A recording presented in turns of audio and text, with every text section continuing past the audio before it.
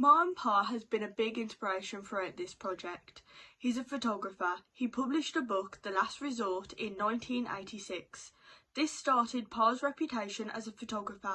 He'd taken the photographs in Brighton between 1983 and 1985.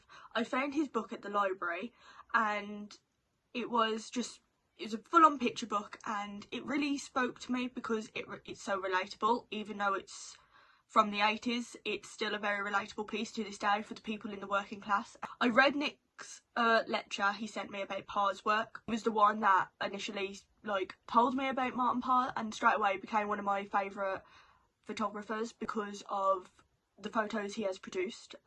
Gives me deja vu of my childhood, and I love the fact that it illustrates how, in contrast to the typical British documentary style of that time, Parr captures the genuine essence of the inexpensive thrills during a popular day out at the resort. Photos at the seaside resort include the overcrowded, decaying beaches, cheap chip shops and gambling rooms, with constant litter on the ground that also indicates it's a low expense holiday. One of my favourite photos of this, me and Nick have had many conversations about this photo here.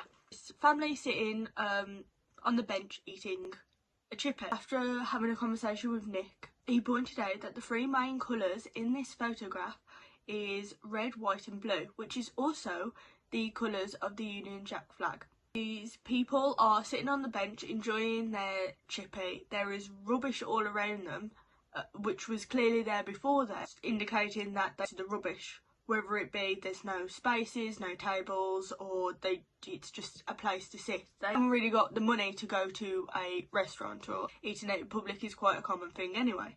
I just love how it captures just a moment in time of a family resting and just eating their food. There's many more pictures that really speak to me. The beach and the change in the nappy, surrounded by rubbish. Again, rubbish is a key part in this series.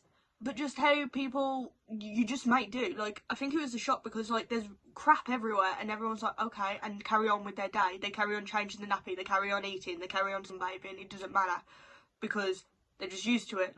No one's paying to clean up the rubbish and stuff like that, which again shows that it's for the lower class kind of thing.